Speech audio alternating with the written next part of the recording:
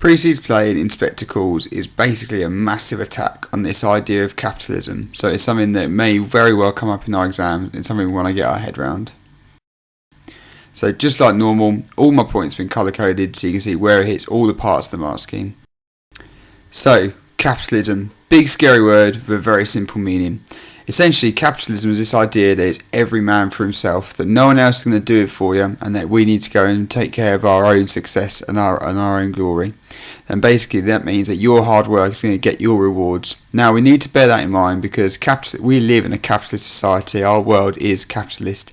If you think about going to school, it's about you've got to work hard, you've got to do the right thing for you, and only you are going to be able to get your rewards. So we can't dismiss this as something archaic and old-fashioned and forgotten. It's still very much our life. But Precy's got some big issues with capitalism. First of all, in a capitalist society, you're only ever responsible for yourself and not for other people, which is the polar opposite to his socialist beliefs. And also within capitalism, there are people that are going to be rich and there are people that are going to be poor. The whole premise and idea behind capitalism is some succeed and some suffer. Now we've got to put this in context because in 1912 this was a thing that had built the British Empire. 1912 the British Empire covered a vast stretch of the globe and it was done by these capitalist principles of politics about sorting Britain out first and don't worry about the rest of the world. It is something that had been proven very successful. Now in 1946 Precy is challenging the idea as something archaic and something that doesn't belong in this time if we're going to take care of everyone in our society. So, how does Precy present his attitudes towards capitalism? Well, my introduction will be centering on these three key points. The Berlins represent the entrenched capitalist politics and the attitude of 1912. They epitomise what people were thinking about capitalism. But this self-centred approach to life is now being passed down to the next generation, and that is dangerous for the rest of society. For this attitude and this approach is making people suffer for others' gain, and if the other generation is being taught it as well, then this cycle of suffering is going to continue and continue and continue. So, the points I would make. First of all, I would be talking about how Berlin's ignorance and arrogance means that he believes this capitalist mindset is everlasting, and the quote I've got for that is unsinkable, absolutely unsinkable. But then I'll be also talking about how he feels he's responsible for maintaining these capitalist principles. It suggests he hasn't really got a choice in the matter, that capitalism is so entrenched that he has to carry on regardless, and I've got my duty to keep labour costs down for that. Then I will talk about the children, and there's this massive hypocrisy when it comes to their capitalist attitude. They're very quick to criticise capitalism and start defending Eva Smith, but they are products of this capitalism and they are comfortable in this life. And the quote I've got for this is that these girls aren't cheap labour, they're people. Finally, I'll be using an animal, a thing, not a person. A quote I've used time and time again is perfect for this one again. For capitalism here means some people are suffering just like animals whilst others are succeeding. Now I would start my essay about capitalism by referring to the lighting. At the start of the play, the lighting is pink and intimate to reflect the Berlin's lifestyle and Berlin's experience as a family. Now this pink and intimate light reflects their capitalist approach to life in three ways. 1. The pink mirrors their rose-tinted view on life, for they only see their successes and not others' suffering. 2. They are intimate with their own class and their family, but they distance themselves from the rest of society, as is capitalism, is using other people for their own gain. But also pink is a colour of comfort and luxury, and this capitalist attitude has served them very successfully up to now. Of course, the inspector comes in and blows it away with a brighter and harder white light, reflecting how he is banishing these false ideals and these false beliefs and securities that have come about from their capitalist mindset. So first of all, unsinkable, absolutely unsinkable. This is Berlin's ignorance and his arrogance. That means he believes this capitalist mindset is everlasting, it will never end. Now this is reflected in the 1912 attitude. It always, as I said before with the British Empire, it always proved successful, so therefore the rich capitalists, the ones with power, and therefore see no requirement to change. It's all gone well so far. Now he's using a symbol of the Titanic here, and Mr. Berlin is symbolised by this Titanic. They're both the ultimate products of capitalist thinking. They're both at the very, very best of the highest of their society. They're greater than their competitors and they're considered untouchable due to their wealth and status. However, both fall irrecoverably and embarrassingly.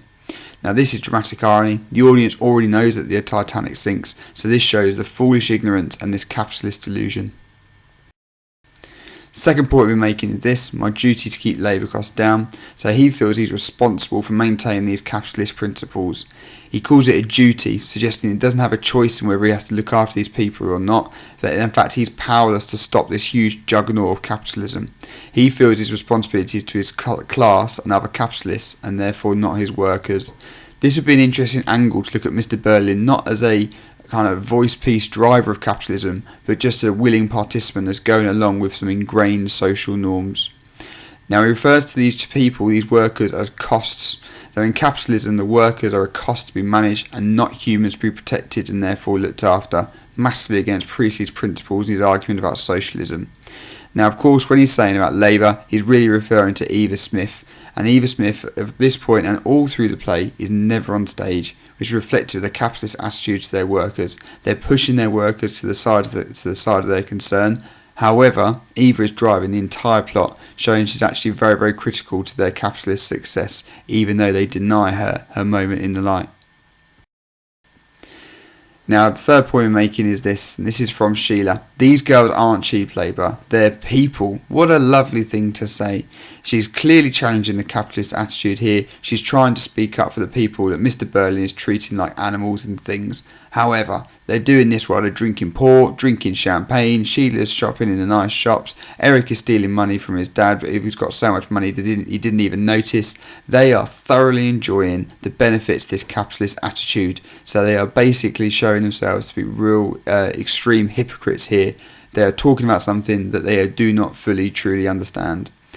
Now this is also reflective in their attitude. We've got Eric who says you killed them both, and Sheila says I can't believe it's simply my fault. So not only are they enjoying the benefits of the capitalist attitude, but this capitalist attitude has been passed down to them as well. They are both products and enjoyers of this capitalism.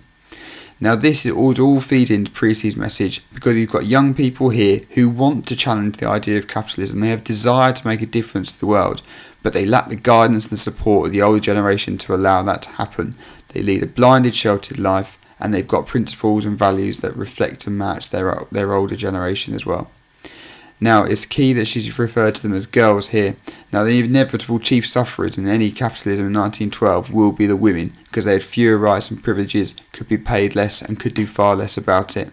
And maybe this is why Sheila feels such a kinship with Eva. They're both the same age and the same sex, but they're on opposite sides of this capitalist divide, and if it had been the other way round, they could have been suffering or succeeding in each other's shoes. Finally, I'll be ending with this one: an animal, a thing, not a person. Now this encapsulates all of the Berlin's treatment of Eva as a result of their ingrained capitalist mindset. For in capitalism, there's always going to be people that suffer in order to let other people succeed. Now they refer to her as a thing. She's just an object and a means in order to increase their wealth and develop their own lifestyles, a la capitalism, exactly what capitalism is all about. And they also refer to her as an animal. Just like an animal, they use her for their own selfish gain, and then they just socially slaughter her and dismiss her to the side. But also like a pet, capitalism meant she provided them with comfort and peace, whereas her life was restricted with very clear parameters. However, and this is the real key message that I would then be concluding my essay with, animals bite back, and Priestley is showing that as well here. There's a bit of dramatic irony here that the audience will know that these animals, these lower class people, these victims of capitalism did fight back, both in the general strike in Great Britain in 1926 and also through the Russian Revolution in 1917. If we keep treating people like this through our capitalist intentions and principles, they will rebel, they will fight back, and then everyone in society will then suffer together. So those would be the points I'll be making about capitalism. It sounds like a tricky topic, but it's not. I've got some nice clear quotes that I think are easy to remember, some nice layers of analysis, and I think a question like this would be lovely because it would set you up for a really high mark and a really successful English literature exam.